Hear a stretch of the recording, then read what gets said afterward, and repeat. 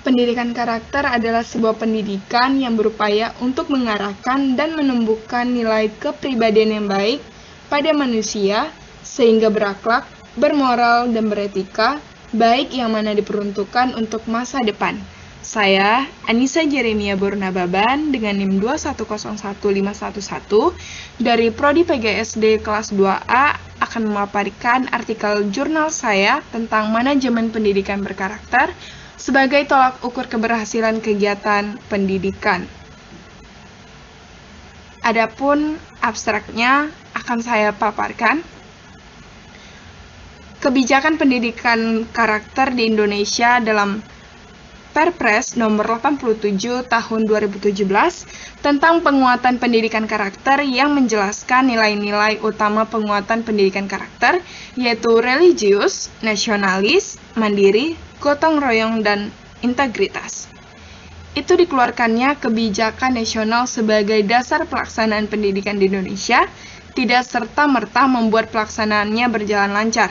Hal ini disebabkan kurangnya pemahaman tentang pendidikan karakter, kebijakan, dan model pengembangannya di berbagai satuan pendidikan, dan kurangnya kolaborasi antar pemangku kepentingan dalam mengimplementasikan karakter kebijakan pendidikan. Pendidikan karakter kini menjadi perhatian baik di kalangan anak muda sebagai calon pendidik maupun para pendidik saat ini dan pemerintah. Pasalnya, karakter sangatlah mendominasi sebuah pendidikan itu berkualitas dan berhasil. Karena jika pendidikan karakter itu tidak diterapkan, maka sebuah negara tidak akan mencapai yang namanya pendidikan berhasil. Maka dari itu, artikel jurnal ini ditujukan untuk manajemen pendidikan karakter sebagai tolak ukur keberhasilan kegiatan pendidikan.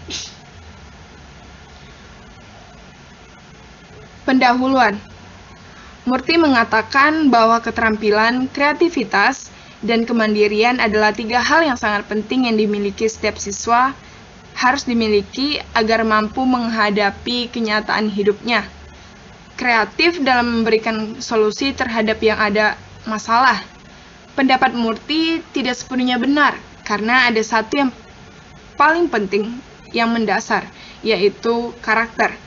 Gagasan pendidikan karakter semakin mengemuka dengan munculnya gerakan nasional revolusi mental yang merupakan bagian dari nawacita Pak Jokowi dengan menempatkan karakter pendidikan pada jenjang pendidikan dasar dan menengah karena merupakan unsur penting dalam membentuk karakter peserta didik di masa depan dengan mendasarkan pada tempat dimensi pengolahan karakter yaitu senam jantung, etika, perasaan, perhatian penuh, dan olahraga.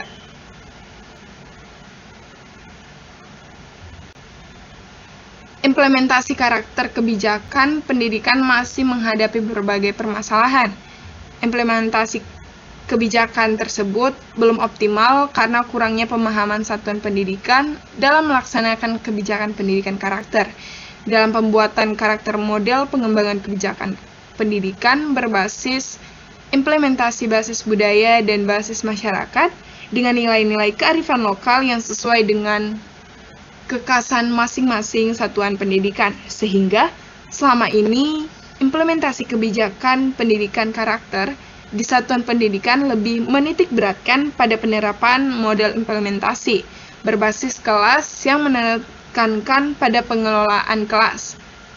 Ini dianggap tidak efektif karena kami percaya bahwa pendidikan yang berkualitas dapat dicapai jika proses pengajaran berjalan efektif, juga berjalan lancar dalam sesuai dengan tujuan pembelajaran. Selain itu, masalah lainnya adalah belum adanya kerjasama antar pemangku kepentingan dalam implementasi kebijakan pendidikan karakter.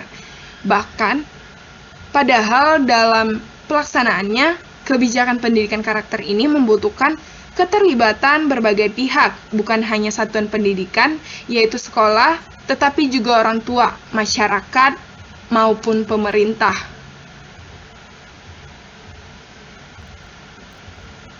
Adapun pembahasannya, penerapan manajemen pendidikan karakter di sekolah sangat penting untuk dilakukan. Hal ini dapat memberikan efek yang positif terhadap perilaku dan kepribadian serta moral pelajar, membentuk akhlak yang mulia dalam diri pelajar, sehingga dapat memicu diri pelajar untuk melaksanakan kegiatan pembelajaran sejalan dengan budi pekerti yang luhur.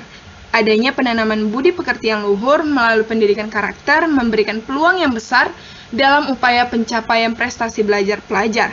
Selain itu, perilaku dan akhlak yang positif dalam diri pelajar dapat mendorong pencapaian kegiatan proses pembelajaran di sekolah. Proses pembelajaran akan lebih nyaman, tentram, dan dapat menimbulkan iklim belajar yang positif di sekolah sehingga mampu menciptakan kualitas pendidikan yang tinggi di sekolah pula. Pencapaian kualitas pendidikan dan proses pembelajaran yang tinggi di sekolah memberikan pengaruh dalam pencapaian prestasi belajar. Dan secara tidak langsung, adanya perilaku dan akhlak yang baik dalam diri pelajar dapat memberikan pencapaian positif dalam peningkatan kualitas dan daya saing sekolah.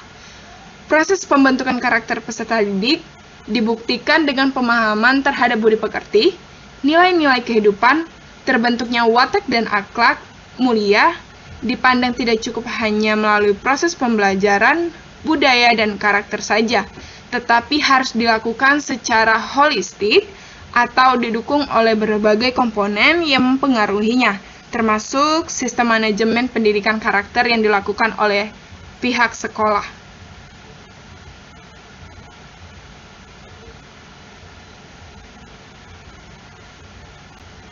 Pendidikan sebagai upaya menyiapkan peserta didik bagi perannya di masa mendatang mempunyai peran yang sangat strategis dalam meningkatkan kualitas sumber daya manusia dan upaya mewujudkan cita-cita bangsa Indonesia.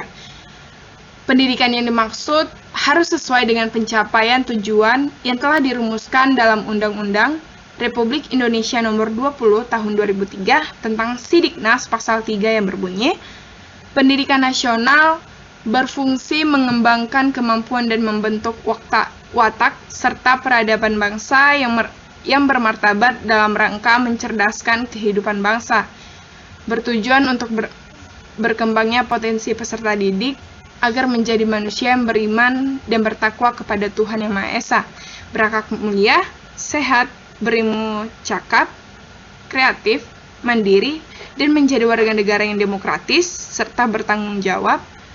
Penguatan pendidikan karakter merupakan kelanjutan dan revitalisasi gerakan nasional pendidikan karakter yang telah dimulai pada 2010. Penguatan pendidikan karakter atau karakter education atau pendidikan moral atau moral education dalam masa ini perlu diimplementasikan untuk mengatasi krisis moral yang sedang melanda negeri ini.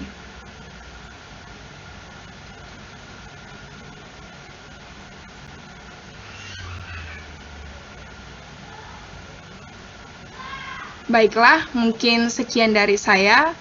Saya mohon maaf apabila ada kesalahan kata atau perbuatan. Mohon dimaklumi. Sekian dan terima kasih.